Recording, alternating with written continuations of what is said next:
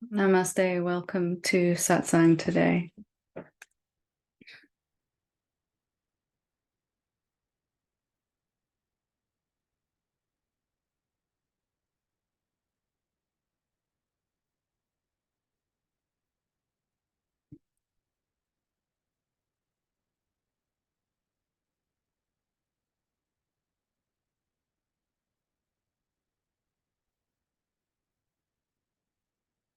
So, usually what's been going on coming up for people during the week before, the days before the Satsang, usually forms a theme of what really wants to be explored in the Satsang. And what's been coming up over and over again this week for various beings is meditation, actually, something that is a fundamental really in awakening. And this teaching is built on my experience of three core avenues of exploration, we could call them. One being meditation, the second being contemplation, and the third being self-inquiry. And that learning to have a healthy mix of those is going to be the fastest and easiest route to seeing clearly who we are, because we already are the infinite being. There is only one of us here talking through all of these bodies, listening through these bodies. And meditation is something I wanted to look at today because it's often misunderstood. There are as many ideas about meditation as there are people. And the meditation that I'm recommending in this teaching is a lot simpler than most people realize. Because of that, it can be challenging for some part of us to assimilate. So I wanted to take another look at it today. I want to explain a little bit about how we're going to do the meditation, a little bit about what it is and what it isn't, and then we'll dive into a guided meditation. We'll do 15 or 20 minutes because that is enough to do each day. And as we do consistently sit to do our practice, then we'll find huge spiritual benefits. Less is often more. 2 hours of meditation is not going to get us there twice as fast or 3 times as fast as 20 minutes. In fact, there isn't anywhere to get to, and doing more can sometimes be counterproductive depending on where it's coming from. So if we're really enjoying our meditation and we want to sit for longer than 20 minutes, absolutely fine. But 20 minutes is enough. An hour forcing ourselves to sit because we think it's going to give us something, it is going to be counterproductive. We're going to come to really dread our meditation. So let me explain what I mean by meditation, because it might be different to what you've understood before or even practiced before. This kind of meditation we're going to do doesn't conflict with any other one that you're doing. You can do it, incorporate it into your practice. I would just say not to mix the techniques, because then you lose the simplicity of this meditation. So you can do 4 or 5 different types of meditation a day if you want, and if you've got the time, this can be one of them. Just don't combine it with anything else. You can do it before or after the other ones. So all of us have a habit when we first come to our awakening of focusing on the phenomena, the moving, the changing, the coming and the going. And we tend to largely overlook that which is here and permanent and stable and is our essential nature. So meditation for me is simply changing that habit. You can't stop a habit. You can't just stop. You have to usually, and especially spiritually speaking, replace it with another habit. So how do we stop paying attention to thoughts all the time, phenomena? Most phenomena don't give us any trouble at all. Usually it's thoughts that we seem to be at war with. and emotions. Inanimate objects, so-called inanimate objects, don't tend to give us much trouble. Not a lot of thoughts going on about them. Well, you can only give your attention somewhere else to rest instead of taking it and putting it habitually. The default setting right now is probably for attention. As soon as a thought rises, attention goes to it. And we might not even seem to have a choice about that. It might just go straight to that.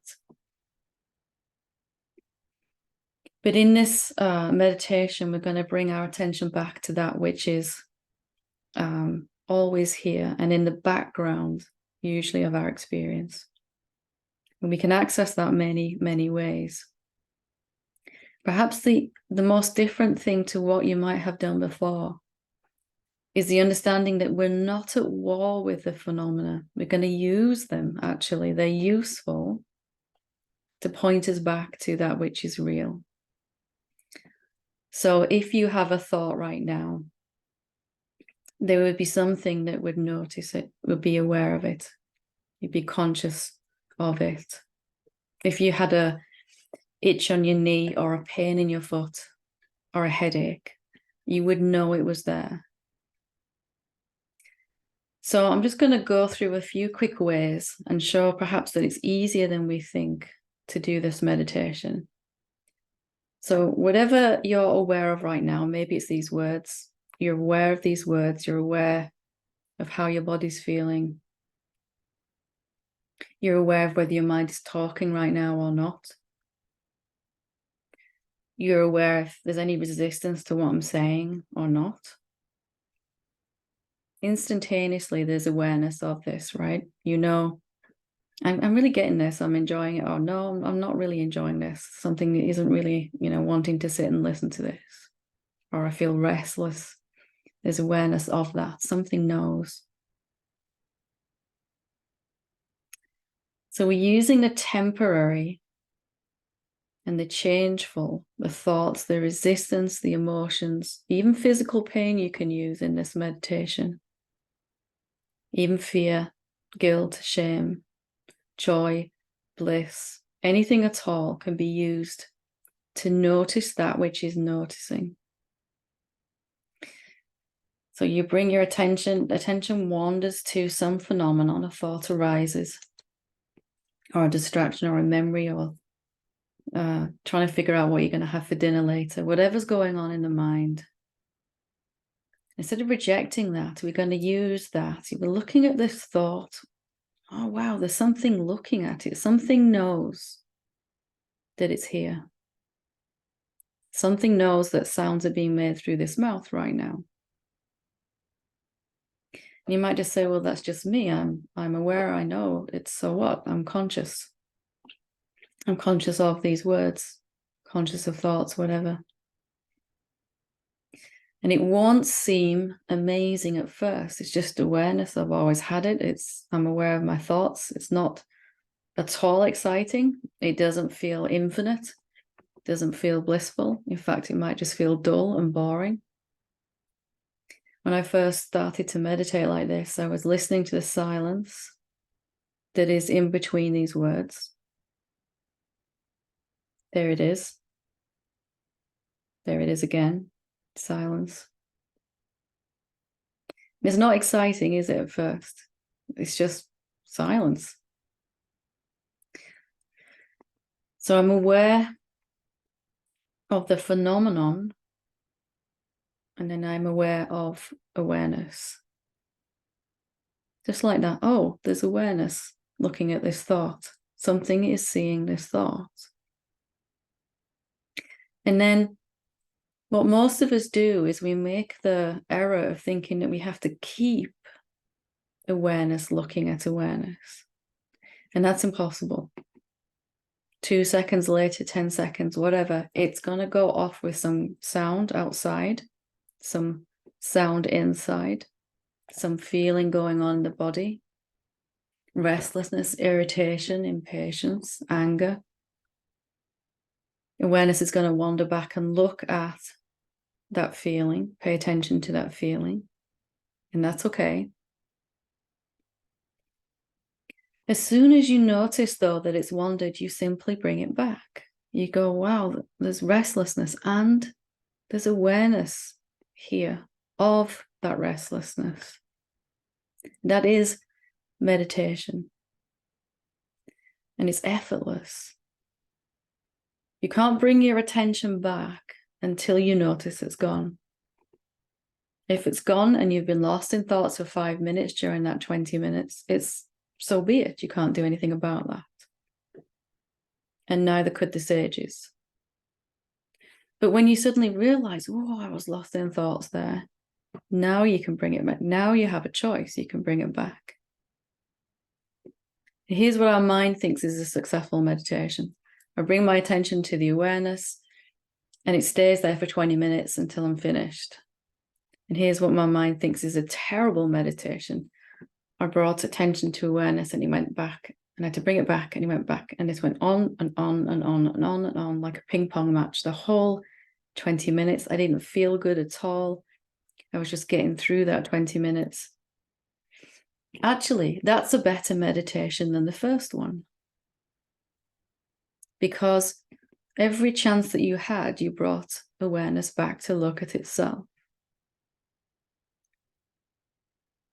And that is enough. 20 minutes a day doing that is enough.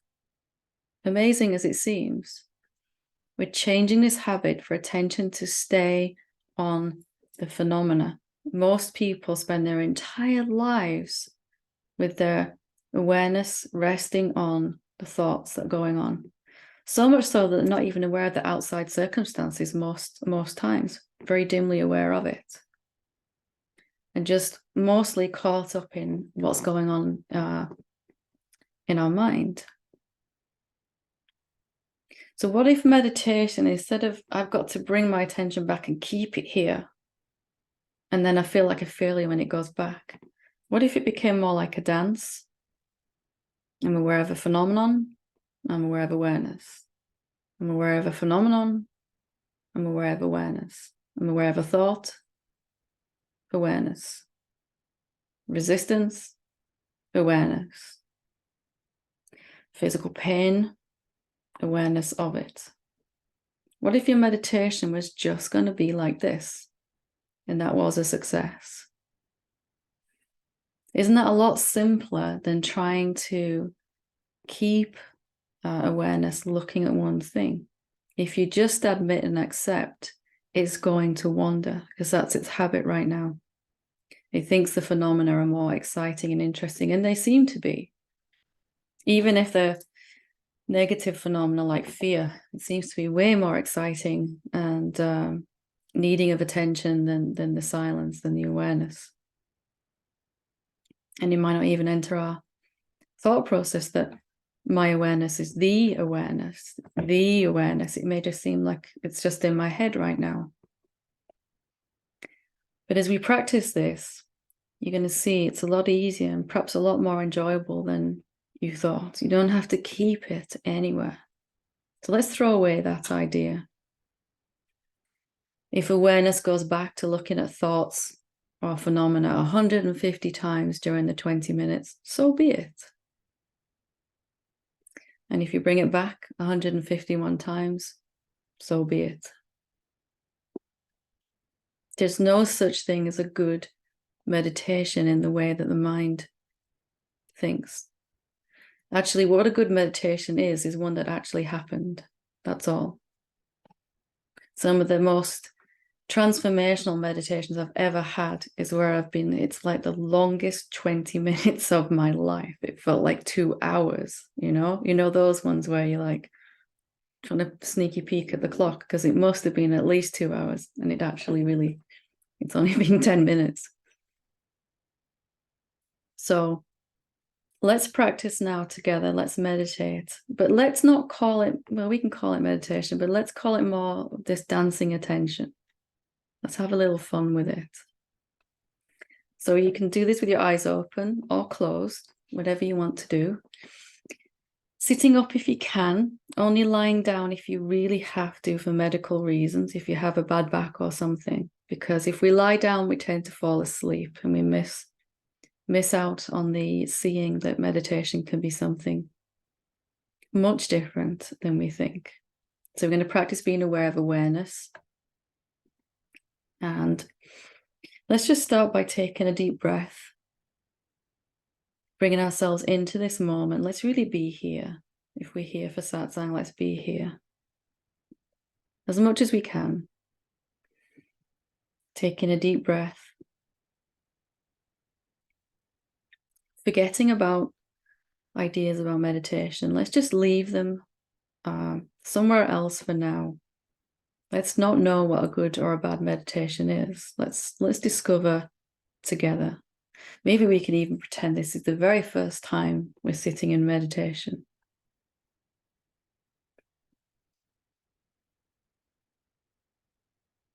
And as you take another deep breath, give yourself permission to relax if you want to, whatever that means. And if you can't relax, that's fine too. And just being aware of the breath moving in and out. We'll start with the breath. The breath is moving in and out. And now notice that you're aware of that movement. There's something knowing, watching, seeing. Noticing the awareness.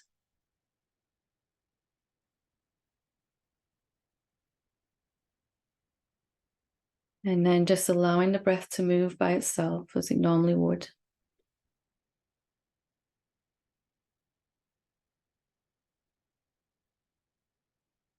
And then for a while, awareness might focus on the breath, or it might jump around to a sound in the room that you're in, to a thought,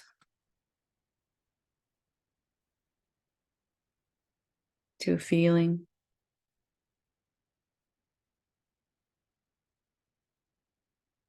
And as soon as you notice that it's wandered, just bringing it back by recognizing, simply by recognizing, I'm aware that there's awareness here. Or you can ask yourself, am I aware right now? Is awareness present?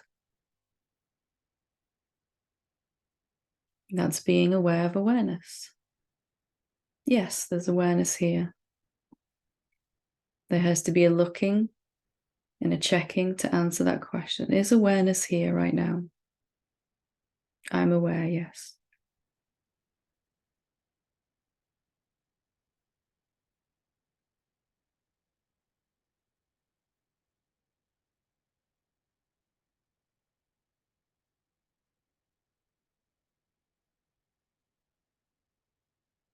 Just noticing what you're noticing.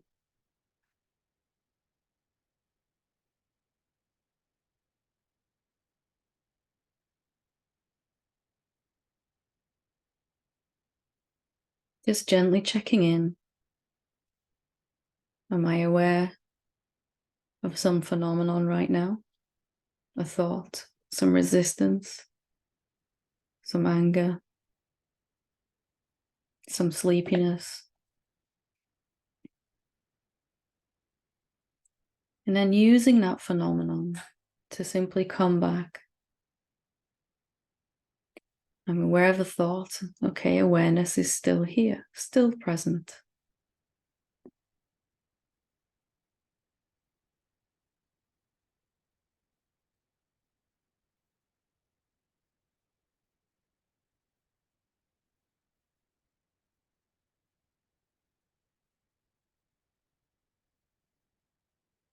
Noticing that your body tends to relax when awareness recognizes itself. Just cultivating this habit to bring awareness to recognize, I am here, I am aware.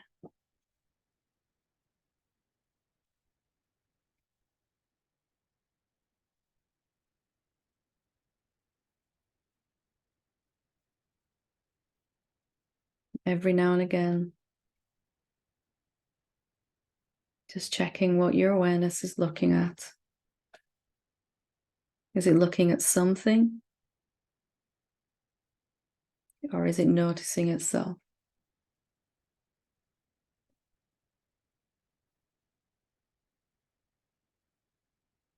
And if it's looking at something, just recognizing that you can use that. I'm aware of this thought. I'm aware of my mind talking. That's showing me that awareness is still here.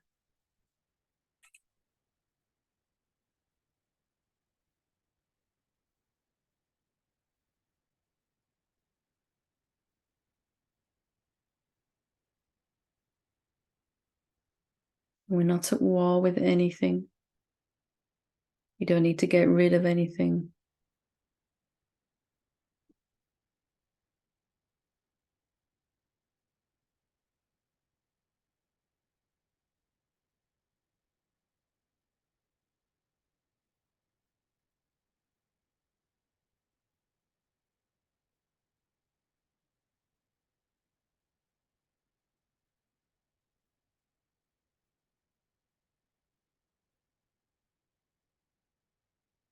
What is awareness noticing now?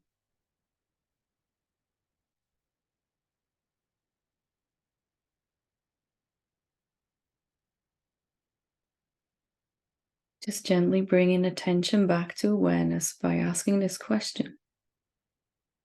What is awareness looking at? What is my awareness looking at? Just to checking in with the awareness. Is it still here? Yes. It was completely aware of thoughts, but it was still here.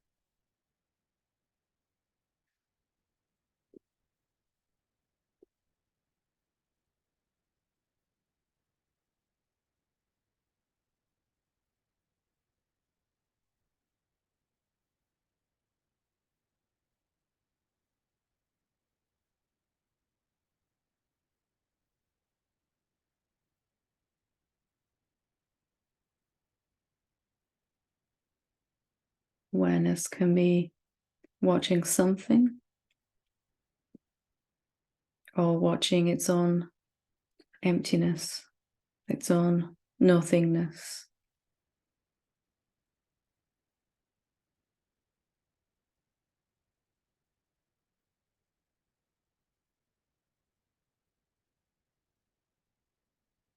So when attention wanders, and it will, when awareness wanders, and you notice, just bringing it back.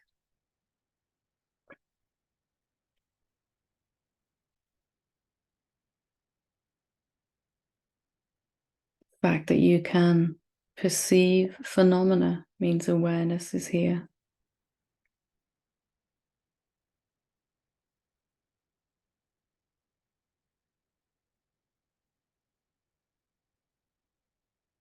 Wherever awareness wanders around to, it's still here. You're still here.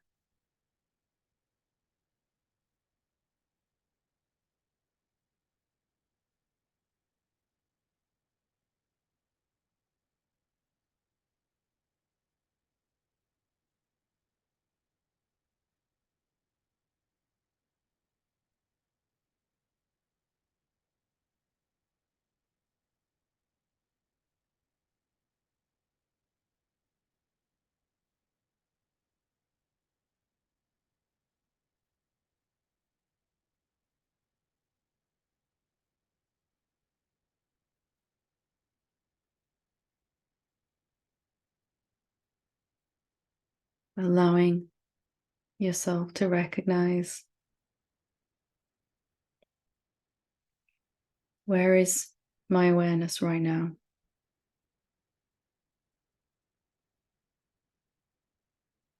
Checking in gently.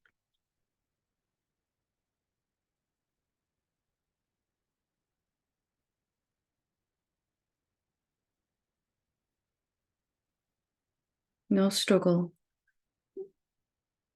no strain. Just noticing awareness is still here,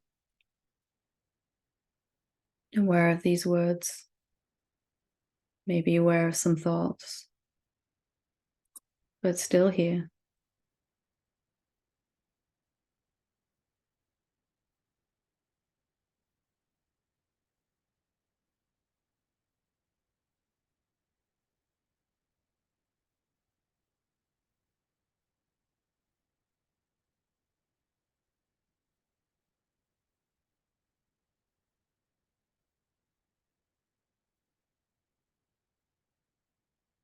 What awareness is looking at may change, but awareness remains unchanging and constant.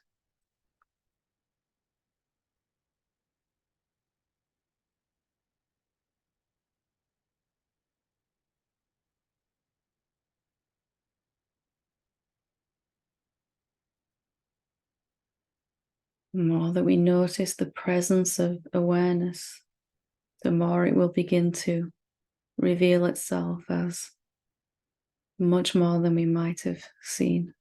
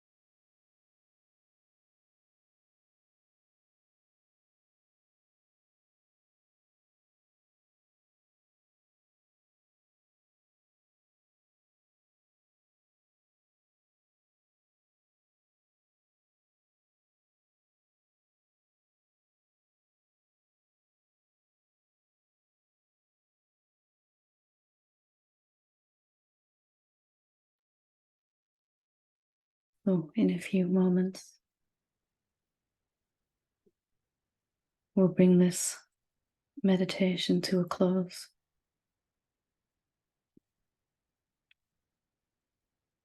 And just recognizing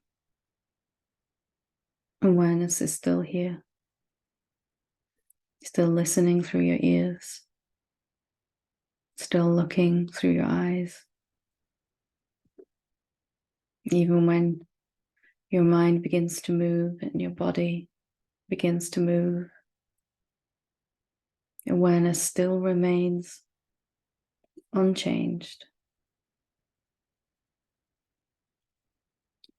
What is seen is always changing. What is seeing is always the same.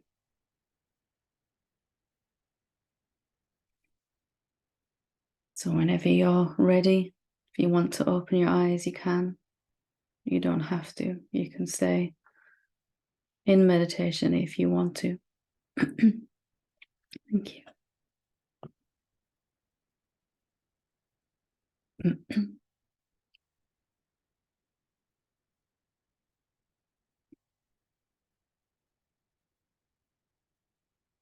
So hopefully that gave you a little taste that perhaps meditation might be different to what we have thought it was. Maybe easier than we thought it was. That I don't have to get rid of thoughts. I don't have to get rid of resistance or emotions. I can actually use those to point me back to that which is aware of them. And perhaps the first time there might be a peace because I'm not trying to get rid of anything in my experience, which is where we begin to feel divided from. Thank you for joining me in that meditation. So I will answer 2 questions that have been sent in, and then I'll see if there's anybody who wants to ask a question here. I'll take up to 4 questions or sharings here tonight on the session. If you want to put your hand up, you can. So this first question says, Dear Helen, the YouTube clip I've just listened to, loosening your grip on concepts from the 26th of November, was so very helpful. It seemed to bring the message down to earth, or not earth, and to make it real. Can you please say some more along these same lines? Thank you, as always. I can't really fully remember what that clip was about, actually, because it was a excerpt, I can never say that word, from a longer satsang, but I think the gist of it was to examine concepts, because we tend to look at a concept and give it an absolute authority. So if we use the label or the concept of money, for example, we think that it's we tend to think that money is a thing that is outside of us, separate to us. And we were looking at breaking down this absolute belief in the label. So if I have some money in my hand and then I give it to someone else, has the money really gone? And where does the money exist? Is it just paper and coins and notes, or a little bit of plastic? Or does it exist in my head too?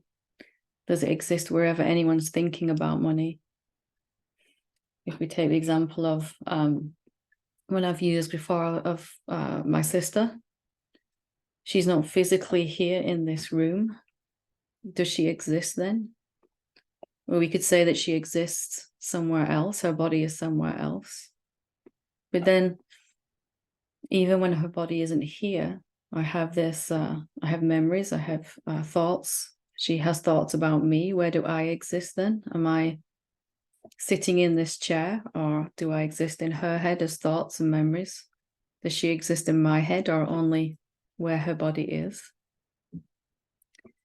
And as we start to look at labels and concepts like this, we start to really see that they're not quite what we think they are. They're not as absolute. Before, we might have been sure that the thing is out there, and that's the only place it is.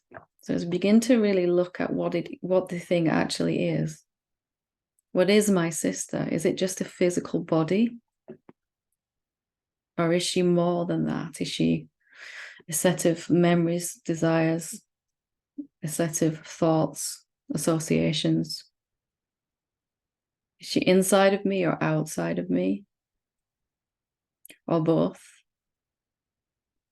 And it all gets a little bit fuzzy then, if I start to look at what that is. So I would just, if this caught your attention, I would really start to look at this. If you ask yourself this question too, what is this mind?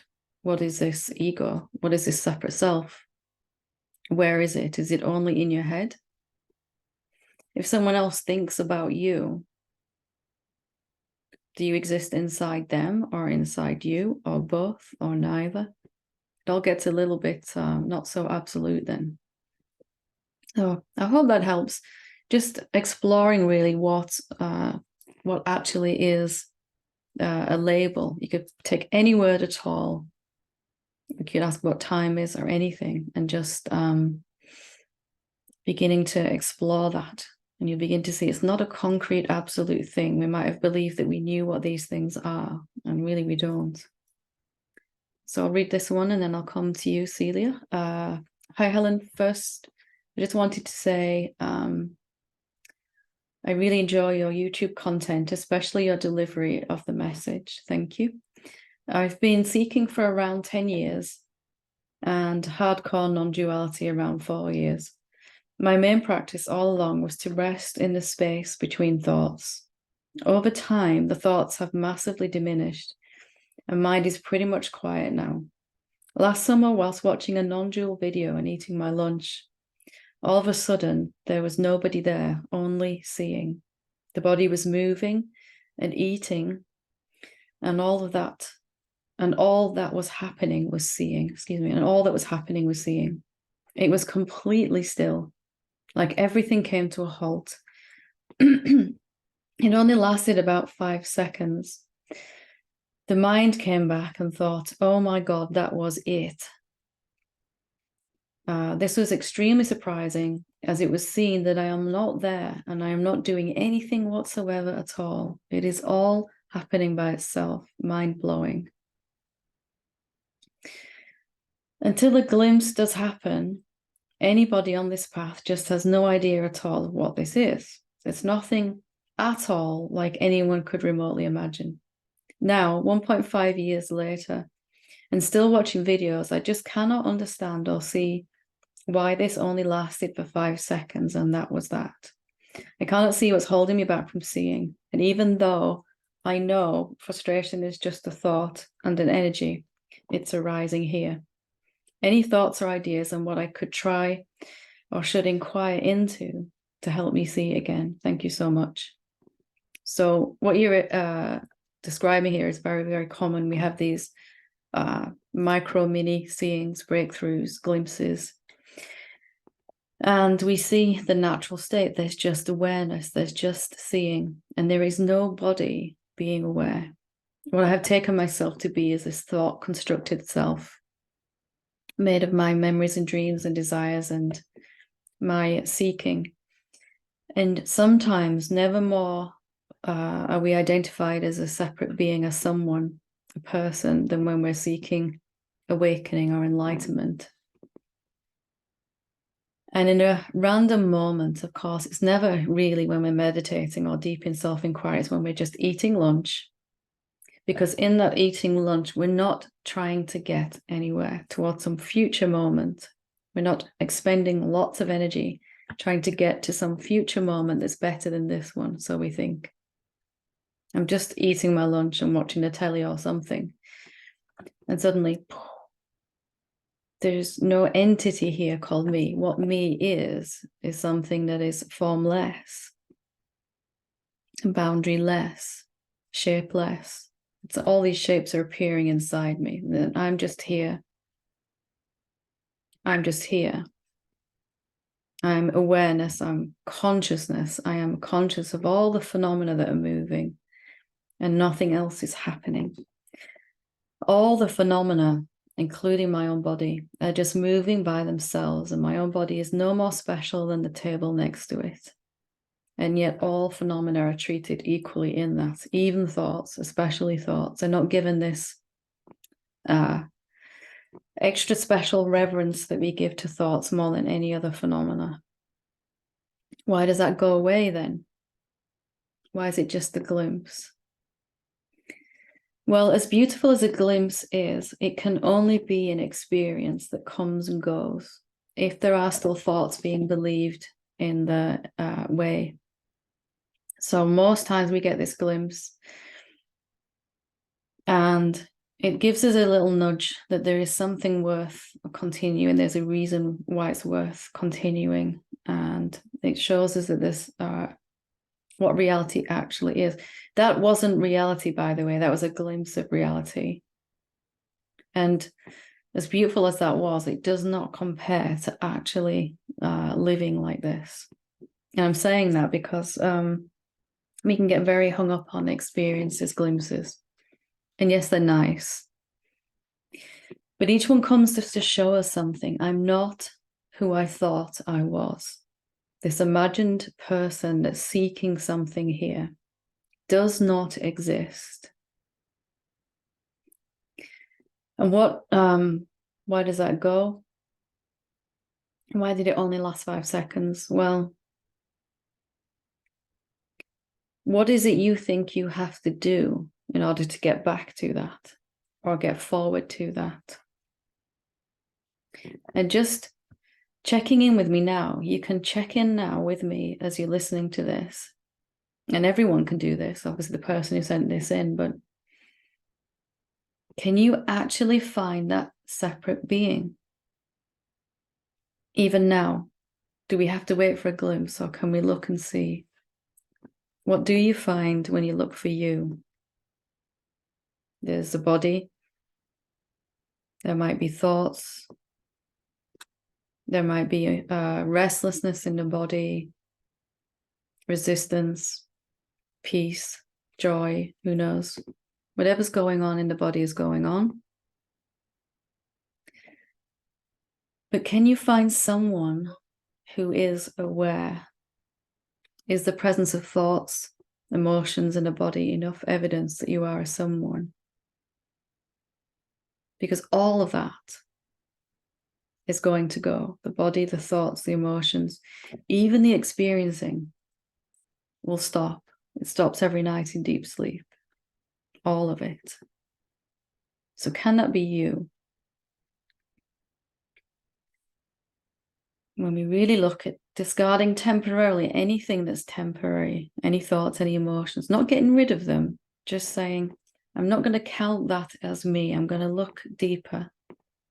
We find some kind of empty nothingness in which the thoughts in the body and the chair and the laptop and everything is appearing in. We find something that is not a thing.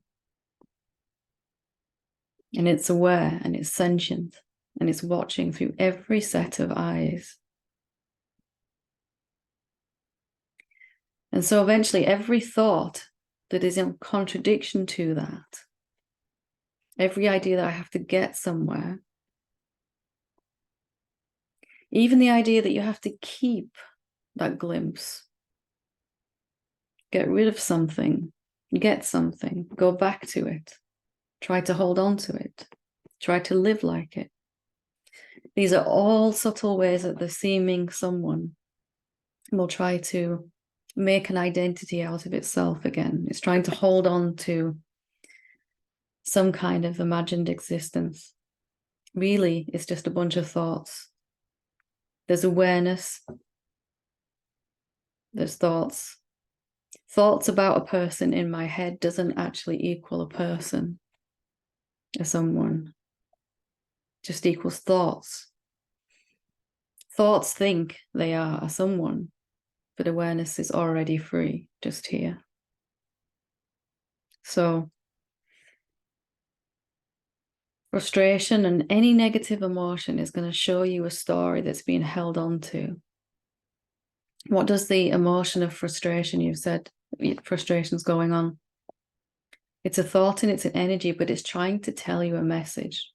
What does frustration want to say? When I looked at this myself, it said, it's taking too long to get back to that glimpse, that reality, whatever that is. It's taking too long.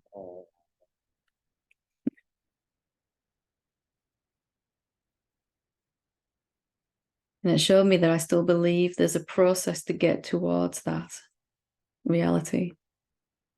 And it's not already here. It's not here in this moment. I have to move towards it. There's some process I have to go through before I can live there.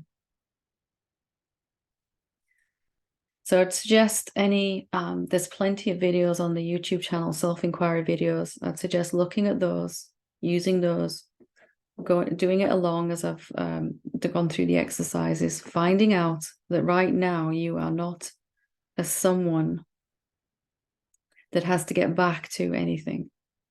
You're not a separate being.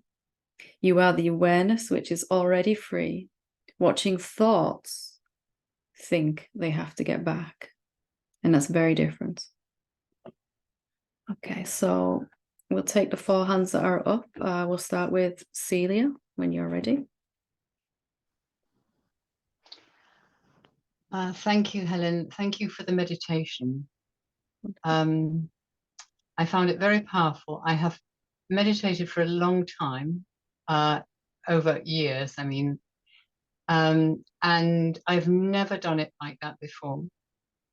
So it was breaking new ground for me. But I did find that there was a running commentary in my head as I was doing it, because I was looking at everything and thinking. So there was thinking going on. Yeah. I was thinking about, the warmth of my hands, my breathing, the sounds I could hear, and each time coming back, bringing the awareness back to awareness. So could you say a bit more about running commentaries and what was going on, please? Mind thinks that if it stops talking, you will die. Right? So, which seems very true. And I remember at the time, this idea that this thought construct itself is myself. Mind still can't understand that it's not you. It thinks it is you. So it makes this constant effort to narrate about something.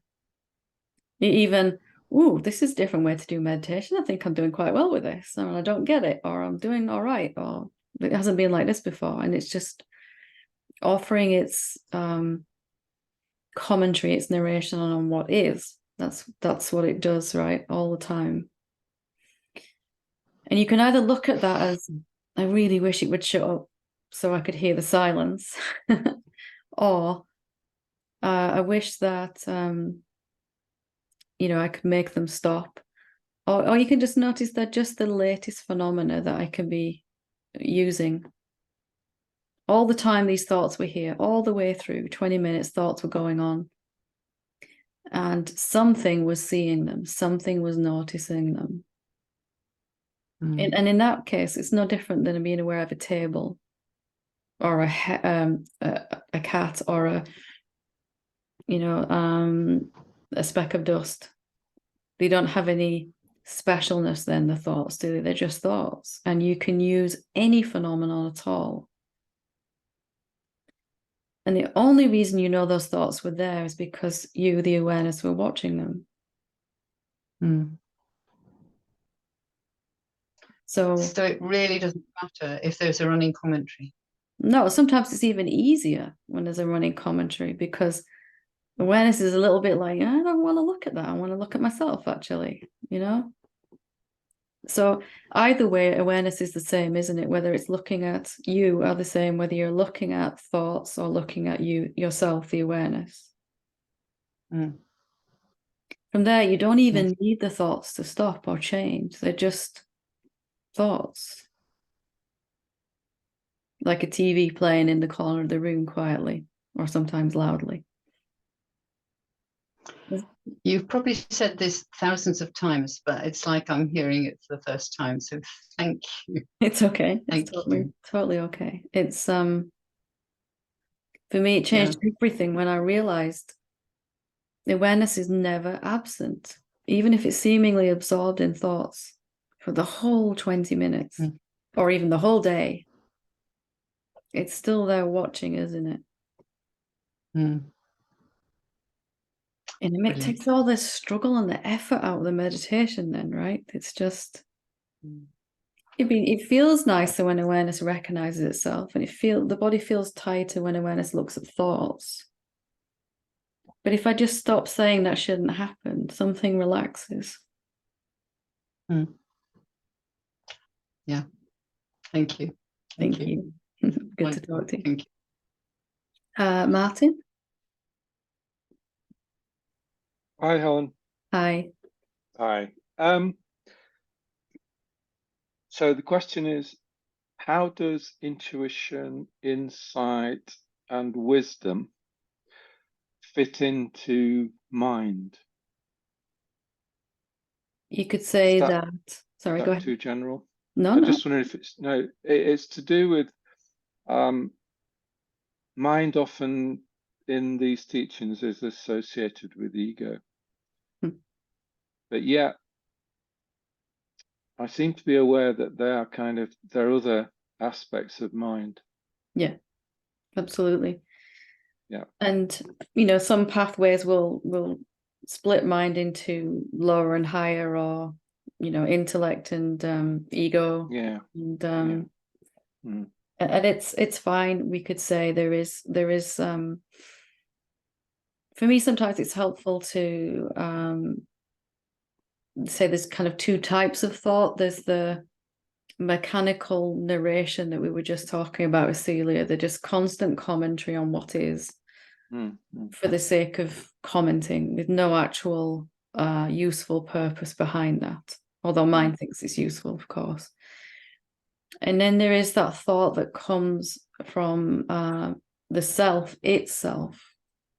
So when the self has a seeing, when awareness recognizes awareness, it will then use the mind to think about that, to try to understand what's just happened. It will think, but those thoughts feel fresh, they feel different, they feel enlivened, enriched. They don't feel like the mundane commentary. They feel very different.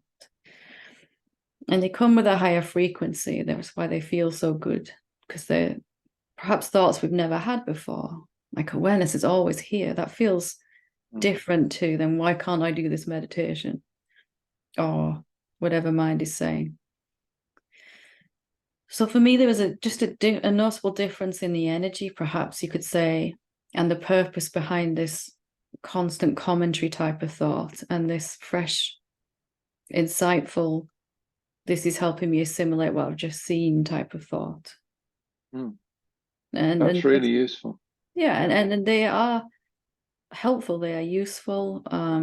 There's nothing wrong with mind, except that it usually just has the same old, just more of the cycle of usually quite useless worrying thoughts, or what if thoughts, or what should I do thoughts.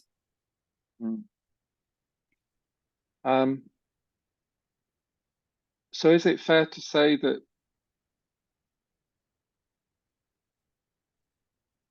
I find it really hard to use words, but it's something like infinite being, like a purer expression, like the body being a sort of more authentic expression of infinite being.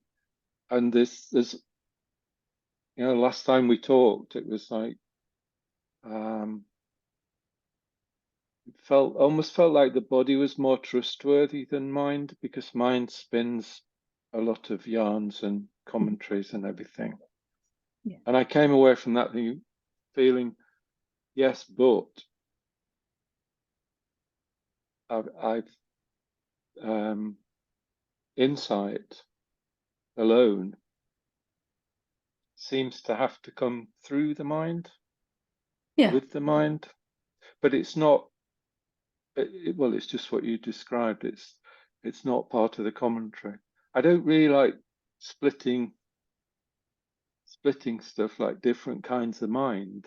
I don't feel super like comfortable with that. Watching the same old reruns on your favorite TV channel, right? As opposed to watching some fresh, new, exciting movie. Okay. You know, something like that. One's fun and enjoyable, I guess. And it's really just, for me, it became clear that if I left my mind alone, it would just keep cycling around the same things and in ever decreasing circles. But if I'm interested in recognizing who I am, I'll have some kind of seeing or deepening, and then I will use thought to try to translate that and understand that into something I can understand. So it's a helpful addition to seeing, is the understanding that comes in the mind after the seeing or the insight. Yeah. Does that help? Right. Yeah. Thank you. Yeah. Great. Well, Brilliant. Good to talk to you. Yeah, and you. Ginny? Hi there. Hiya. So since I last saw you at the beginning of the month on the retreat, I have had a lot of loss. So my lovely dad, who I mentioned during the retreat, died on Sunday night, just gone. And I lost the tooth that was infected, had to have that taken out. And it was all a bit of a traumatic one, and got infected and had a drug reaction, went to hospital in the middle of the night. So that was a sort of very painful physical loss. And the loss of the marriage that I spoke about continues apace. So this really, really intense, like within a short couple of weeks, really, this intense thing of loss going on. And I just wondered if you would help me explore that a little, because there's definitely, you know, when I've sat and contemplated and meditated and so on, there's a sense of what's losing what. Yeah. What is this idea of loss that you have? And yet at the body level it hurts. At the heart level it hurts. At the human level it hurts a lot, you know. So I'm just trying to sort of work out how to be with that human level that is so very painful, while also kind of leaning into the sense that I do have that, well, how can you be separated from someone you're not separate from? Yeah. You know what I'm saying? Absolutely, yeah. It's as always paradoxical, isn't it, to live like this? And there'll be an increasingly deep knowing of there can never be any loss. Everything is my own self, the self, and phenomena are just coming and going. Bodies are coming and going. Teeth are coming and going. And probably money, you know, the dentist. Everything is changing and in flux there, and there's no separate being at all. And there's nothing that separate being could lose. It doesn't exist. Therefore, all of its stories don't exist. And absolute peace and silence that come from that, and honoring of all the ways that infinite silence shows up, or awareness as we're calling it tonight. And one of the ways it's showing up right now is a daughter who's grieving. So the suffering doesn't come from the grieving process. The suffering comes from the rejection of any part of our experience. So can I be infinite and formless and the only thing that exists, and a woman sitting here wishing I could have one more moment with my father? I experienced this when my father left his body, and it was a total living paradox. You know, it was a great relief because he'd been very, very ill physically. But there was also something quite sad that I'd never be able to hug his body again. in that way, you know, or to sit with him, have a cup of tea like we used to do, or any of the things we used to do. And still a recognition that he isn't really gone at the same time. And a very confusing to the mind, but very natural, I am both of those. And even to say both of those is really trying to make them two, and they're not. But I'm going to honor my experience completely, all of it, the humanness and the beingness, because they're not two, they're one. They have to both be completely honored, whatever that looks like. In our human experience, that could be really, really good experience or really, really bad. And everything in between, right, as you're noticing. And for me, after a deeper seeing, there was this period of looking at some things, going through some things that were not what I would want to experience, exactly, you know, loss and things like that. And coming to experience going through those, but as the infinite self, which could not reject any part of that. It could not say, there's no one to lose, so I should not be feeling this way. It just didn't say that. It was totally being what it is and what it was, like the fullness of that. And it's just, even then, there's no suffering. Even while grieving is going on, there's no suffering, because I'm not rejecting that grieving, that process, whatever that is. And I've got no idea about what it should be from there. It just is what it is. It takes as long as it takes, and whatever shape it takes. And there's something just very natural and authentic about that. That I will have experiences, good, bad, and downright ugly, for the rest of the body's existence. But I am watching that from the place of stillness and compassion for whatever the body and mind and apparent separate self is going through, without any should or shouldn't at all on that, without any capacity to reject it or say it shouldn't be that way. I think there's probably a little thread of belief still going on here, that there must be some wrong thinking or wrong believing going on for it to hurt as much as it does to lose my dad, for example. So maybe, and again, I think that's probably partly from some of the sort of teachings you get that seem to suggest anything that's unpleasant that's going on is the result of wrong believing. And what I'm kind of resonating with as you're speaking is just that sense that if the body is hurting, whether it's physically from a tooth or whatever it is in the nervous system and the heart that hurts when a loved body is now gone, that's happening, I don't know, maybe very beautifully at the human level, maybe very just rightly, because that's what is happening. And maybe I can try and just let go of this idea that that the strength of that grief response isn't anything to do with some, you know, it's just what's happening, not isn't spiritual enough thinking, but that Yeah. it's just a natural process. I went to a funeral about 6 to 12 months after it really become clear that some kind of really deep seeing had happened, and most of the thought process had stopped because it was just being what I am. And I didn't even really know this person that well. I mean, I'd spent a couple of years being close to them, but we hadn't seen each other in a while.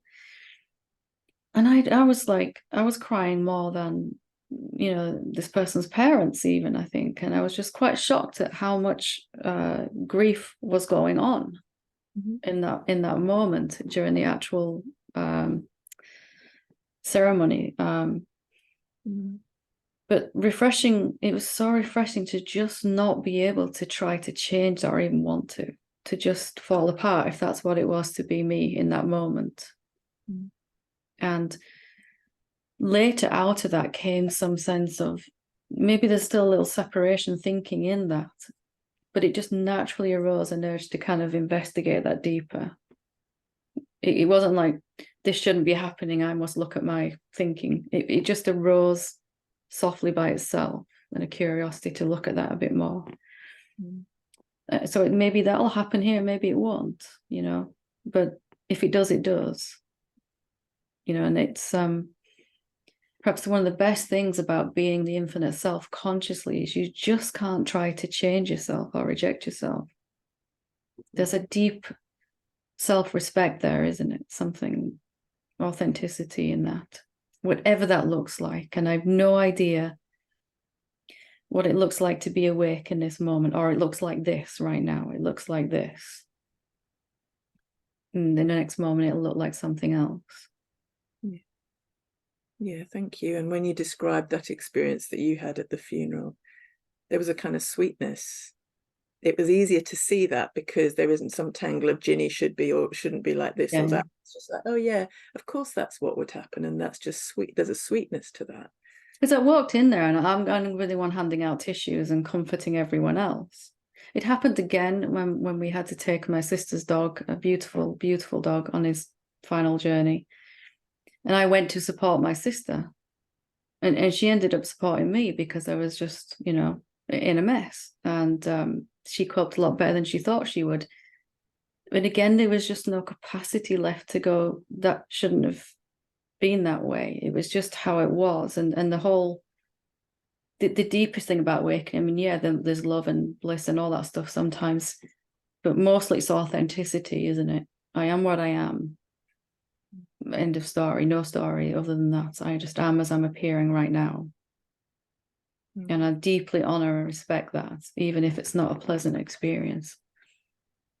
And sometimes these not so pleasant experiences show us that, wow, I actually have the capacity to just be this grieving person without any self-rejection at all going on.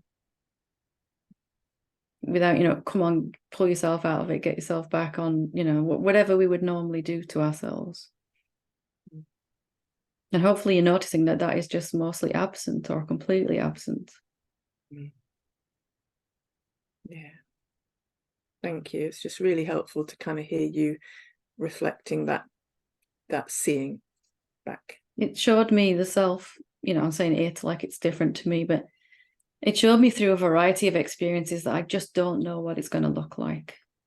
And finally, I stopped trying to figure that out. It's going to look like whatever it looks like. There's a richness in that, a peace in that. Thank you. Thank you. Good to talk to you. Okay. Last but not least, it's Claire. One of them freaky things again. How did the hand go up? Just autopilot, yeah.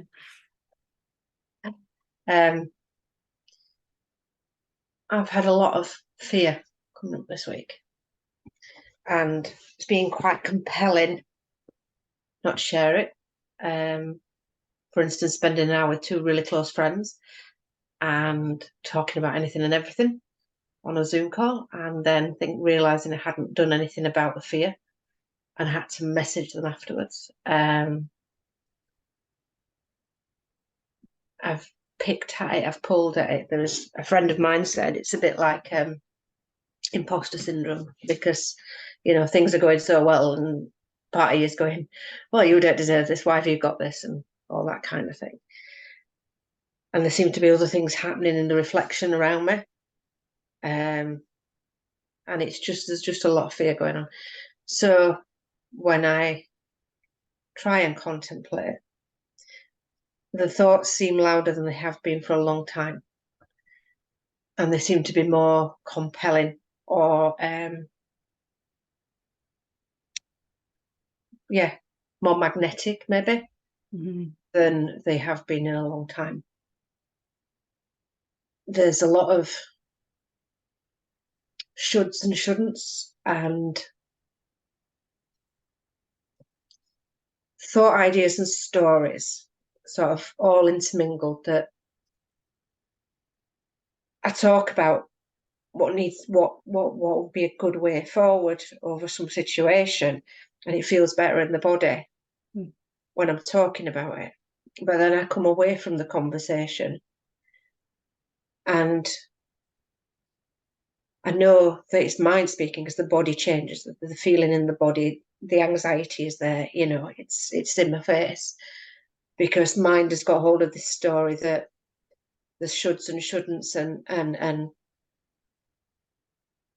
society image, or my mind's image of how I should be or shouldn't be in this situation. So I'm like on one of those roundabouts. You remember those ones that we had when we were kids that they don't have anymore because they're dangerous, and they're like a pointy thing where you go around and you go in and out. I'm just somewhere on that. So you know, I can be zoomed out thrown off, that roundabout, and then I'm right in the middle of it again, and it's just like, it's very hard to unpick, because I can see that there is a thought there. I know the contemplation, is it true that I don't deserve good things in my life? But then there's the thoughts as well, that there's that idea too.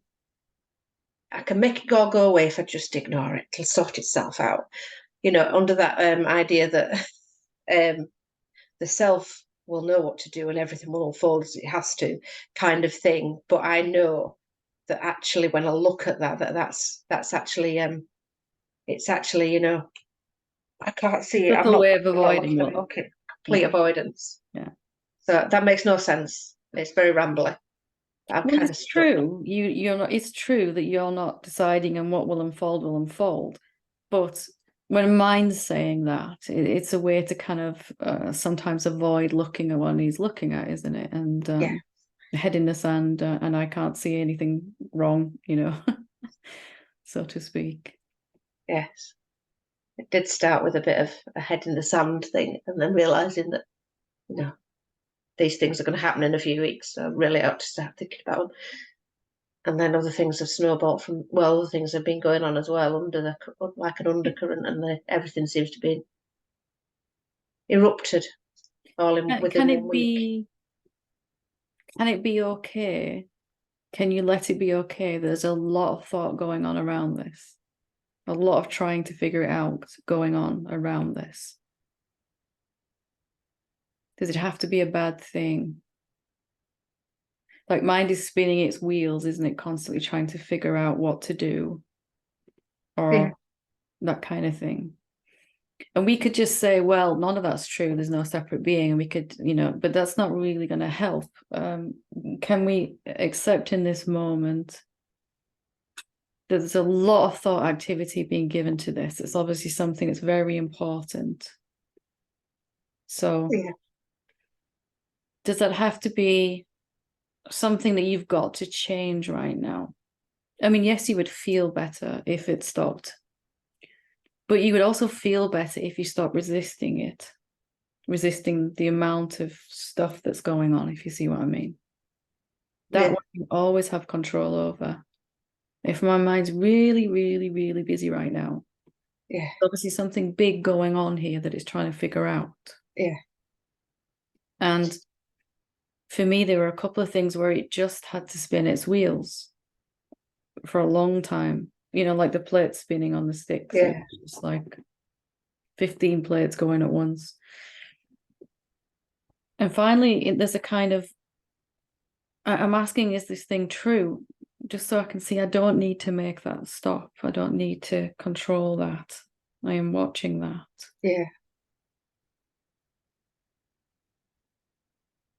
Yeah, I can. I mean, God bless him, the little boy next door. We've been doing the satsang, and in the meditation is having a mad half hour. I can hear him squealing through the wall, but I actually can't do anything about it. I'm just letting it go on. So I suppose I've got to do the same with the reflection of what's going on inside. So obviously, Ollie is my mind, obviously. But the mind is exactly like that, isn't it? There's nothing you can do about it. Can you let go into that more? Can you kind of just let go into that more? If it's insane for a couple of weeks, can you just let it do its thing without expending energy pushing against that? I think as well as there's a bit of doer that I immediately I need to do something immediately. Whereas maybe it needs to be left, not indefinitely and hide from it, but maybe it needs to be left to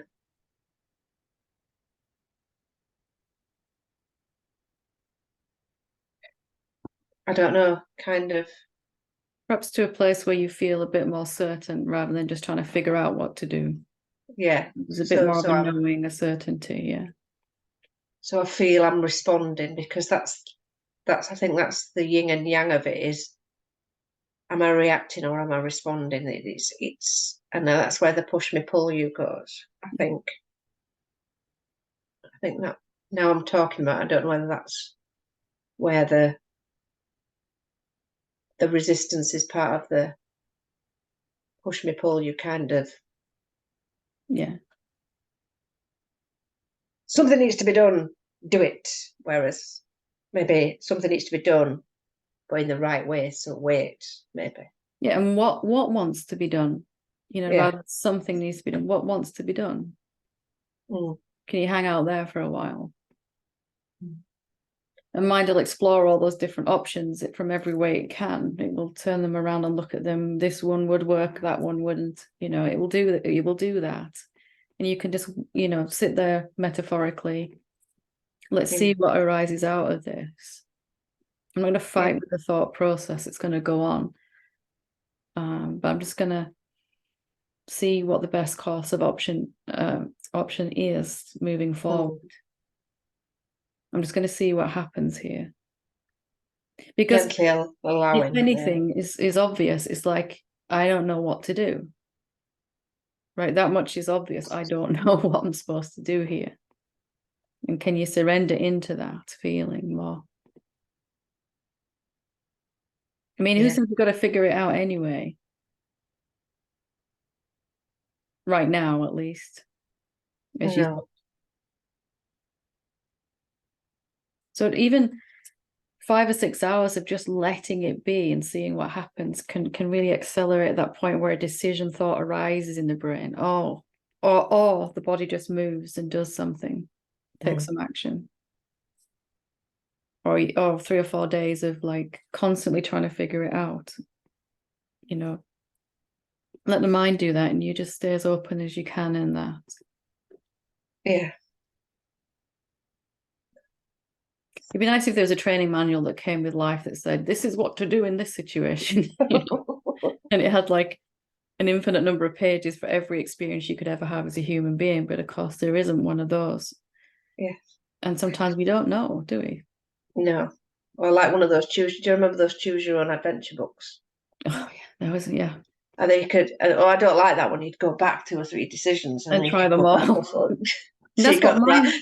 I like that ending. I'll stay with that one. Yeah, mine's doing that, isn't it? It's choosing its own adventure. It's going to go through all the pages and then arrive at some kind of conclusion eventually.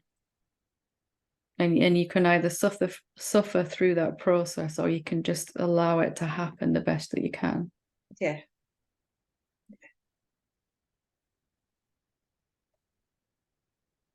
Hopefully a little more peace. Yes. Hopefully a little less 3 a.m. satsang. And if you do, you do. Yeah. Yeah. If you're awake at 3 o'clock in the morning, okay, this isn't pleasant, but maybe this is part of this process. This isn't pleasant. Who in the Satsangers awake at this point? Yes. It always comes back down to one simple thing, doesn't it? What will be, and I can either resist it or not. Including being awake at 3 a.m. Yeah. So thank you.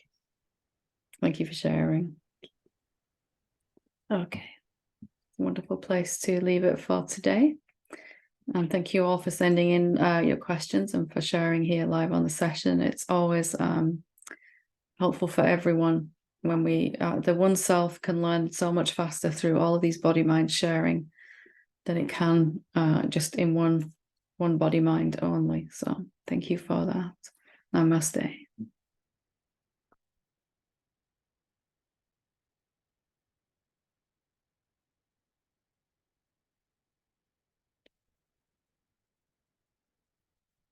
Okay.